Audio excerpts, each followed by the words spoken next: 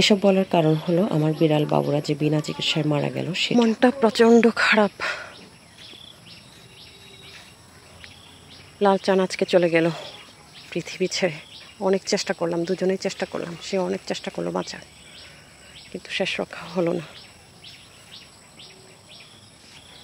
তাকে বিদায় জানিয়ে বের হয়ে গিয়েছি। অনেক দূর পর্যন্ত গিয়েছিলাম আজকে, কিন্তু ছুটির দিন হওয়াতে রাঙামাটি কাপ্তাই লিংক রোড পুরা মানুষে ভর্তি। ওখান থেকে চলে আসলাম আমাদের ছোট্ট একটা জায়গায়। এই জায়গাটা আমাদের দু বোনের, আমার আর আমার ছোট বোনের। কিছু গাছ লাগিয়েছিলাম, ফলের গাছ না, পলাশ, সোনালু। পলাশটা টিকতে পারেনি, কিন্তু সোনালুটা বেশ বড় হয়ে গিয়েছে, সামনের বছর হয়তো ফুল দেবে। অনেক জঙ্গল হয়ে গিয়েছে, জঙ্গল কাটাতে হবে। ওখানে একটা জাম গাছ আছে, দুইটা ছিল, আরেকটা ভেঙে পড়ে গিয়েছে। ওটা কি আসলে ভেঙে পড়ে গিয়েছে নাকি কেউ কেটে ফেলেছে জানি না। এখানে অনেকেই এভাবে হাত দেয়। ভিডিও করতে গিয়ে ফোন চলে আসছিল, তো ওটা হচ্ছে জাম গাছটা। এর আগের বার যখন জঙ্গল পরিষ্কার করিয়েছি তখন এই গাছটা কাটাবো কিনা বলেছিল, আমরা কাটাইনি। অনেক জঙ্গল হয়ে গিয়েছে। এই যে বন মটমটিয়া, আমরা বলি মুগজোভাদা গাছ। এই যে আমরা এটাকে বলে হচ্ছে আজারগুলো, বাংলায় বলে হচ্ছে দাতই, ভাট, জাম। ওখানে ল্যান্টেনা দেখা যাচ্ছে ফুলওয়ালা।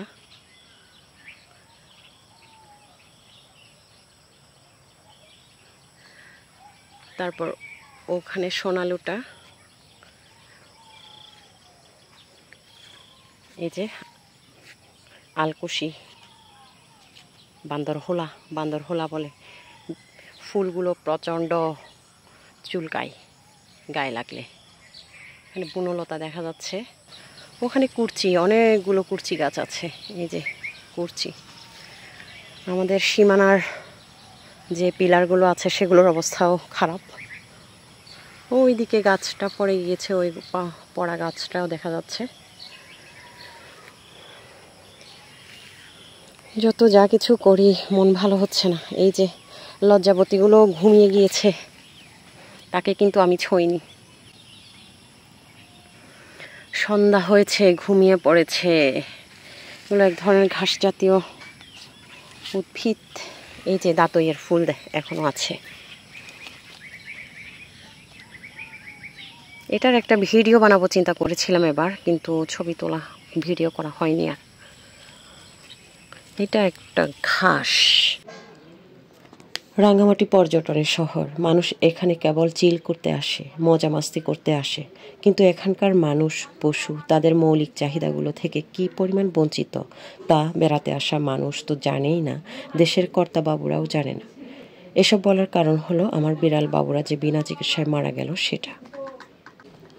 এখানে মানুষের চিকিৎসা ব্যবস্থাই ভালো না, সেখানে পশুদের চিকিৎসা।